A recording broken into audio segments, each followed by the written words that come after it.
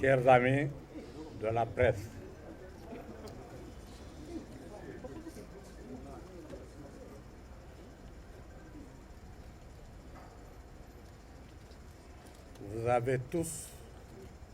nous avons tous suivi la CENI par la bouche de son président.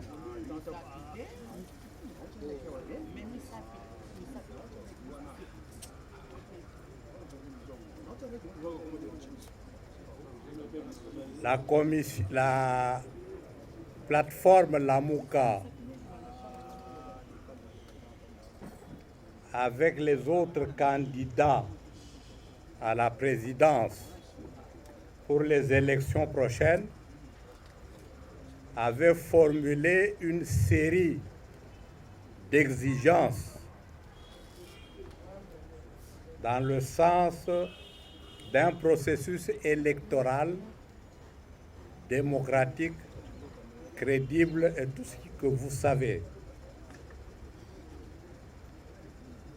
La CENI a promis de donner une réponse. Elle a convoqué sa plénière. Elle a donné la réponse. Cette réponse, nous l'avons tous suivie, c'est une fin de non-recevoir. Elle a refusé de rencontrer les exigences que nous lui avions soumises. Aujourd'hui, là,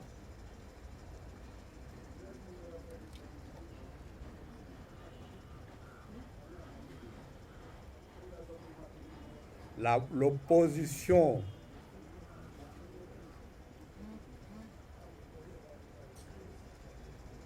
dans sa composante, Lamouka Fayulu, réagit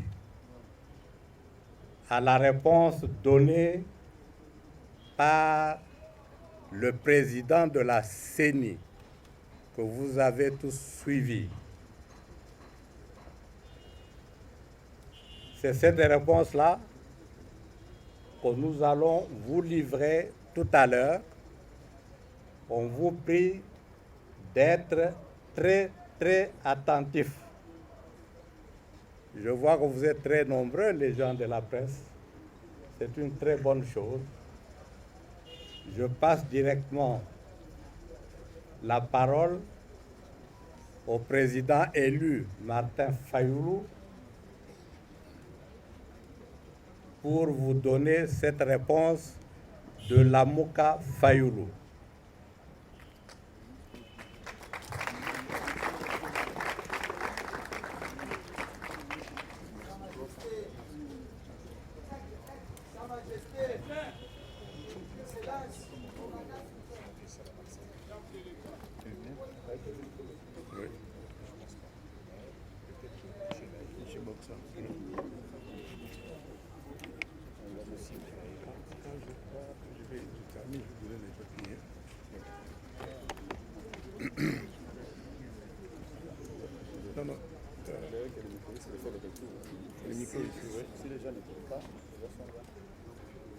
Poussez les micros là-bas.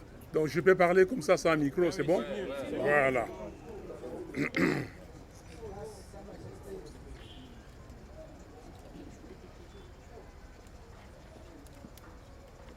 Mesdames, Mesdemoiselles, Messieurs, je vous salue. Notre pays, la RDC, est à son 4e cycle électoral depuis la promulgation de la Constitution du 18 février 2006. L'histoire renseigne que les 3 cycles électoraux passés n'ont pas produit des institutions et des animateurs légitimes à cause de la fraude électorale qui s'est enracinée comme mode d'accession au pouvoir. Et cette situation va de mal en pire. Ces mécanismes de fraude électorale a également engendré des dirigeants peu soucieux du devenir du pays et des générations futures. C'est ainsi que la mission de la Commission électorale nationale indépendante, CENI, a été dévoyée. Elle a été transformée en un levier d'opérationnalisation du vol de la souveraineté du peuple. Par exemple, l'article 47, alinéa 3 de la loi électorale initiée par la CENI répond à cette logique d'opérationnalisation de la fraude en ce qu'il dispose, je cite, « Le vote semi-électronique combine l'utilisation du bulletin papier sécurisé et le comptage manuel en même temps avec un dispositif électronique de prise en charge du processus de vote, d'agrégation et de transmission des résultats. » Fin de citation. Au paragraphe 5 du même article, la CENI s'est donné d'autorité le droit de trancher en précisant, je cite, « En cas de divergence des résultats issus du dépouillement manuel et ceux des dispositifs électroniques, la CENI procède aux investigations et à la correction de l'erreur au niveau du centre local de compilation des résultats. » Un procès verbal est élaboré à cet effet et signé par le membre du centre local de compilation instruit par la CENI et les témoins des candidats présents. Fin de citation. Cette disposition ouvre clairement la voie à la CENI de recevoir électroniquement les voix issues des bureaux fictifs. C'est pourquoi, au point 5 de son communiqué, numéro 032/CENI/2023, la CENI insiste sur l'impératif pour elle d'observer strictement les cadres légaux et réglementaires en vigueur dans l'exercice de ses missions. Non, cette fois-ci, ça ne passera pas. Il est en effet temps que nous puissions arrêter cette hémorragie. Nous devons refuser que la CENI poursuive allègrement l'œuvre de se servir du peuple comme strapontin pour la matérialisation de la fraude et nous vendre une illusion de démocratie. Dans ce cadre, le communiqué de presse susmentionné de la CENI, en réponse à nos préoccupations présentées à M. Denis Kadima le 30 juin dernier, est une provocation de trop. En effet, contrairement aux affirmations de la CENI, l'audit externe du fichier électoral a un fondement en droit positif congolais. On sait que les audits externes précédents ont été réalisés sur base des décisions du bureau de la CENI, qui sont des actes réglementaires, source du droit, lesquels audits constituent par ailleurs à la fois une coutume et une jurisprudence administrative. L'audit externe par un organisme indépendant et réputé a pour but d'apprécier l'intégralité et l'inclusivité des données collectées en rapport avec les standards internationaux, de vérifier et de certifier la conformité par rapport aux lois et règlements de la République démocratique du Congo. En d'autres termes, l'audit externe du fichier électoral est nécessaire pour s'assurer de l'authenticité des données envoyées au Centre national de traitement uniquement par les différents bureaux d'enrôlement cartographiés par la CENI et ainsi mettre en confiance toutes les parties prenantes. En effet, la confiance est le gage de la crédibilité des élections et de l'intégrité des résultats. Malheureusement, il est aujourd'hui clair que la CENI ne veut pas se soumettre à l'audit externe de son fichier parce qu'elle sait pertinemment bien qu'il contient des fictifs. De ce fait, nous réaffirmons notre position. En l'absence d'un fichier fiable, audité par un organisme indépendant réputé, en présence de délégués des parties prenantes, nous ne déposerons pas nos dossiers de candidature.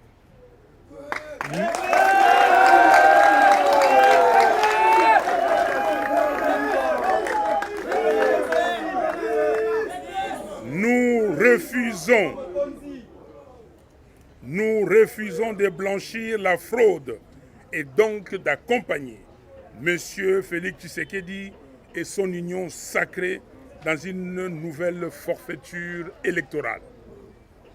En conséquence, nous rappelons au peuple congolais que conformément à l'article 64 de la Constitution, nous avons l'obligation de faire échec à toute forme de dictature d'où qu'elle vienne.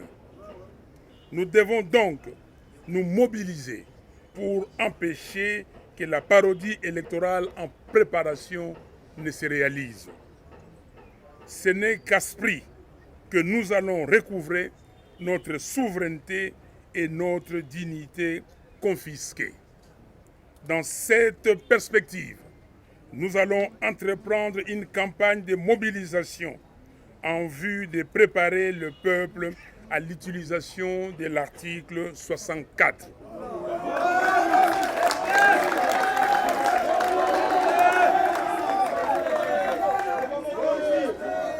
Dans cette perspective, nous allons entreprendre une campagne de mobilisation en vue de préparer le peuple à l'utilisation de l'article 64. La vérité des urnes commence par un fichier électoral fiable. Je vous remercie et que Dieu sauve le Congo. Merci.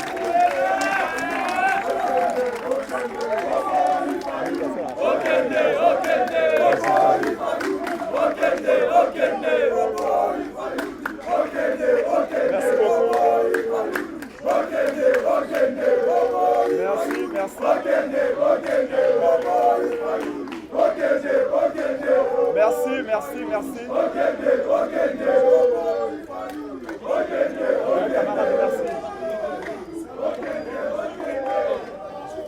Merci. Maintenant, nous allons passer à l'étape interactive des questions-réponses. Vous voulez poser la question, vous déclinez votre nom, le nom de votre organe et puis vous posez la question. Nous allons commencer par monsieur, s'il vous plaît, monsieur Pascal Moulegua.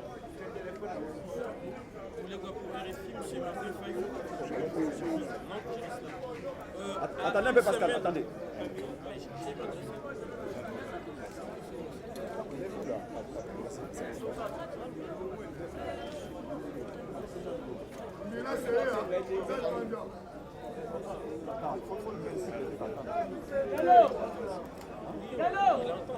Non, mais les autres voix. J'entends. Monsieur Faïkou, à une semaine de la fin des dépôts des candidatures, vous maintenez votre décision, vous entretenez une sorte d'ambiguïté. Aujourd'hui, peut-on dire que Martin Faïkou se retire définitivement du processus électoral? Monsieur Moulegua, quelle ambiguïté? Il n'y a pas d'ambiguïté. Nous ne sommes pas des employés ou des assujettis de M. Kadima et de la CENI. La CENI n'est pas un processus, une propriété privée de M. Kadima et de la CENI. La CENI, les élections, le processus électoral, c'est un processus des parties prenantes. Ce n'est pas un processus de la CENI. La CENI est un facilitateur et la CENI doit se conformer aux lois de la République. La CENI doit se conformer aux pratiques en la matière. M. Kadima lui-même, dans sa réponse, il a dit que c'est des bonnes pratiques. Il l'a dit. Et dans ce pays, depuis qu'on a commencé les élections, on audite bien le fichier électoral. Quand je dis audite bien, audite du fichier, audit externe. Donc M. Kadima ne peut pas venir aujourd'hui et nous dire qu'il impose sa loi. Nous voulons aller aux élections et nous irons aux élections. Il ne faut pas m'interpréter différemment. Parce que vous dites que vous entretenez la confusion. Ici, il ne s'agit pas de boycott. Nous ne boycottons pas les élections et nous ne boycotterons jamais les élections. Mais nous disons qu'on ne peut pas organiser dans ces pays les élections sans auditer le fichier électoral. Audité par les experts indépendants en présence des observateurs des parties prenantes. En 2018, nous l'avons bien fait. Nous étions 5. Il y avait un délégué de l'UDPS, il y avait un délégué de l'Ensemble, il y avait un délégué de l'UNC, il y avait un délégué du MLC et il y avait notre délégué de la Dynamique.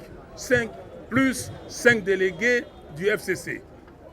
Avec les experts de l'OIF. Vous ne pouvez pas appeler un groupe d'amis et vous dites que vous avez audité le fichier électoral. Est-ce que ces gens-là ont la qualité de certifier les rapports qu'ils ont donnés? Merci. Voilà. Qui veut poser? Oui. Votre nom, votre organe.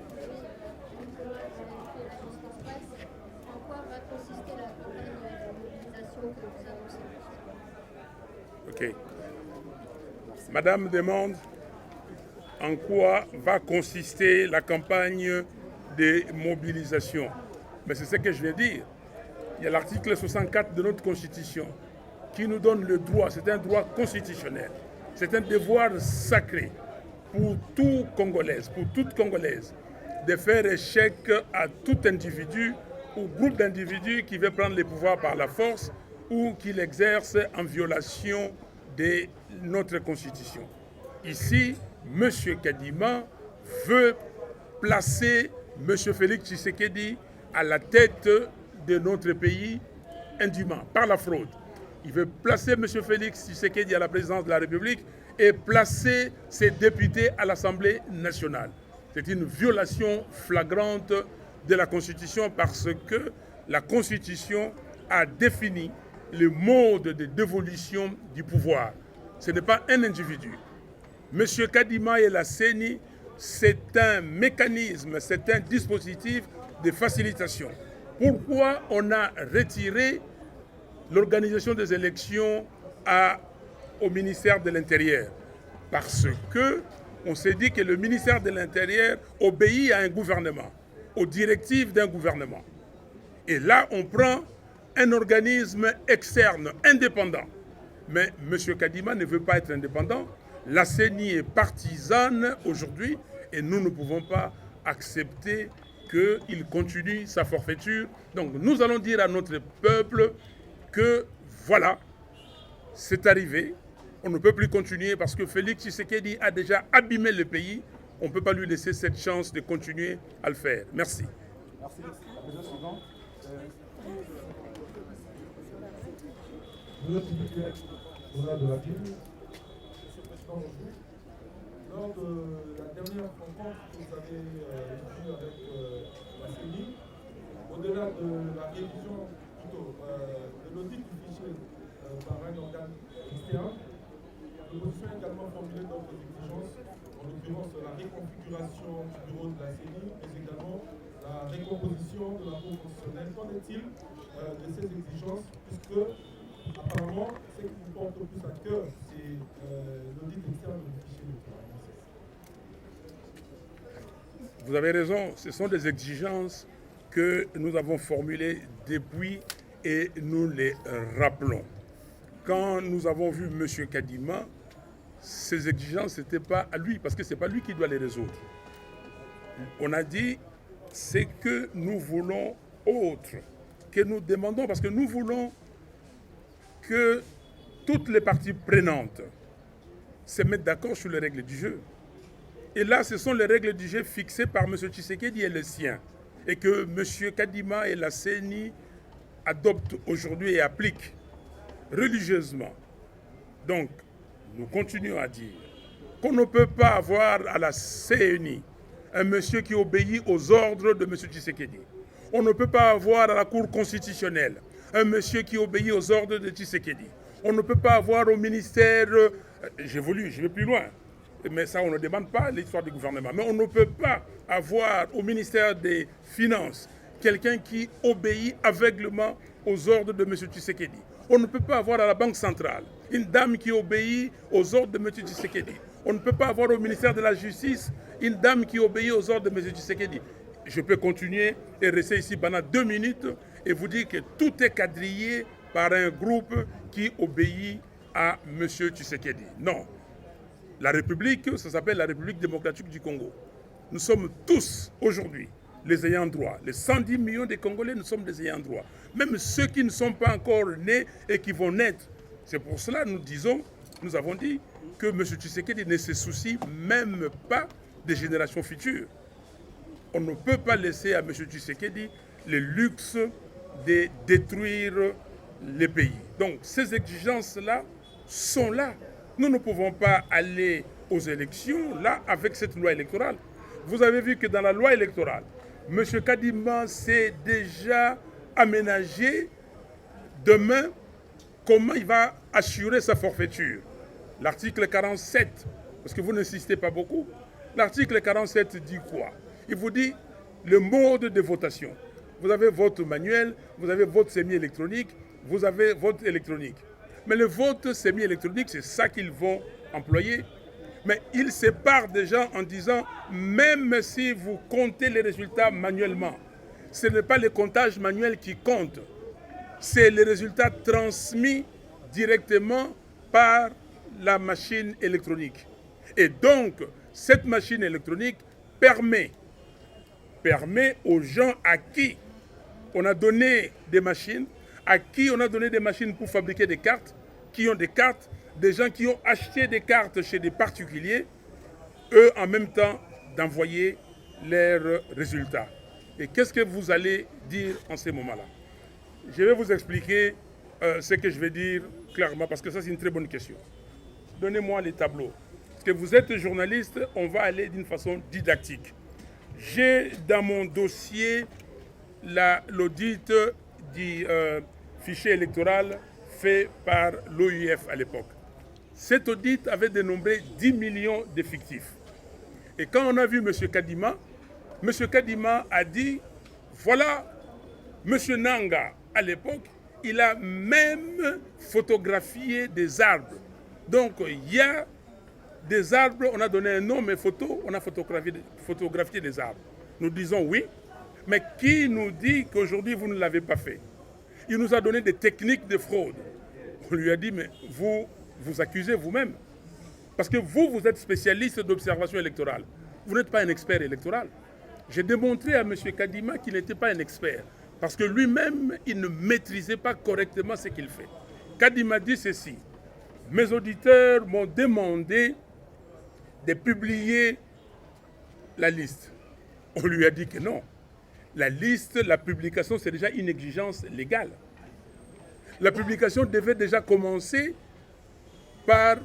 après l'enrôlement.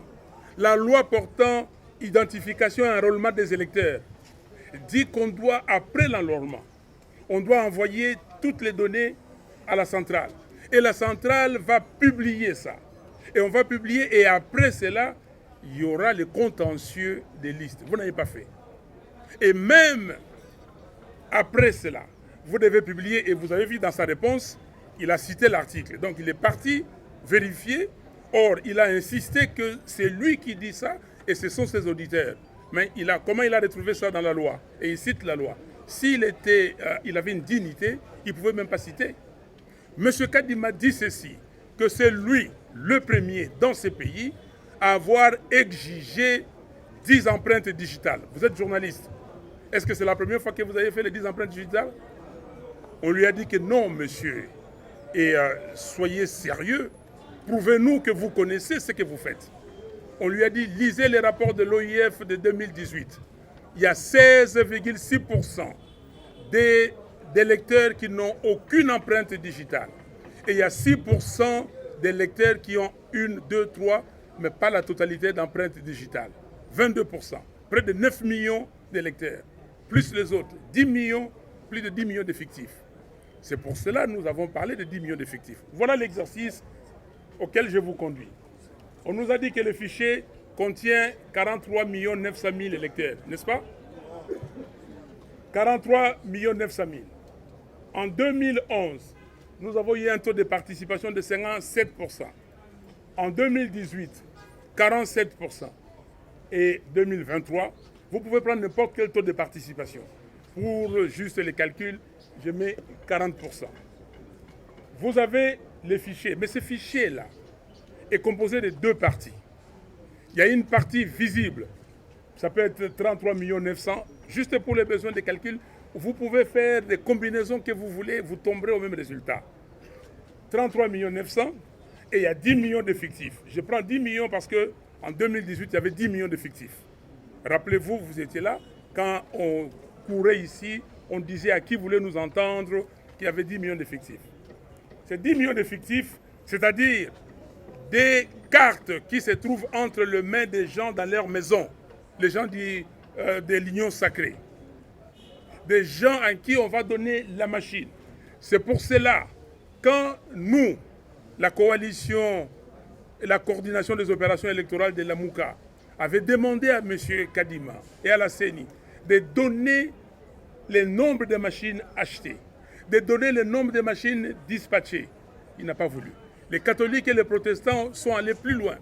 Donnez-nous le nombre de machines et les références de ces machines. Ils n'ont jamais donné. Ils savent pourquoi. Et vous avez vu à Kasumbalé ça, l'accident, à Chikapa, accident. Jusqu'à aujourd'hui, vous n'avez pas les éclaircissements sur ces 2 accidents. Donc, les 10 millions ici, c'est les fichiers opaques. Ce que les gens ont chez eux. Le jour des élections, qu'est-ce qui va se passer? Il va se passer, on va dire que bon, voilà, 40% taux de participation. Ça fait combien? 17 560 000. Les 17 560 000, c'est le chiffre, mais eux, ils ont déjà 10 millions. Donc 10 millions pour la présidentielle, on attribue ça à M. Tshisekedi. 10 millions. Donc, il a déjà 10 millions sur ça. Si c'était 50%, ça devait être 21 950 000. Moins 10 millions, il va rester 11 950 000. Ici, il reste 7 500 000. 7 500 000, vous, les dindons de la farce, vous êtes partis là-bas et vous allez vous partager ces 7 500 000 ou ces 10 millions aux 11 900 000. Est-ce que vous avez compris? C'est tout ce qui se passe. C'est pour cela. Quand nous sommes partis voir M. Kadima, on savait pertinemment bien qu'il n'allait pas ouvrir le fichier. Ça nous a pris 4 heures. Pourquoi? Parce qu'on a tourné autour de cette affaire. On a tourné. Lui, il est venu avec la solution. Je vais publier les listes. On a dit, bon, même si c'est déjà une exigence légale, allez-y. Mais nous voulons l'audit du fichier électoral. Ah non, je ne peux pas décider seul et je n'ai pas demandé à la plénière. On le savait parce que si M. Kadima publie, il se déquilote. Okay? Il se démasque. Alors, dites-moi, en âme et conscience, vous êtes citoyen congolais, citoyenne congolaise. Vous allez accompagner M. Kadima? Vous allez aller pour dire que, bon, comme les Kinois disent ici, Tiamoutou Bakata. Ok, Tiamoutou no Bakati. Na lingina lo baongo yo na lingala. Parce que Batouba yoka. Makambo yo to yea wa bomoni ke bazako lo ba. Oh non, la mouka Fayulu na batunaye ba boycotter ba élection. Non. Boycott.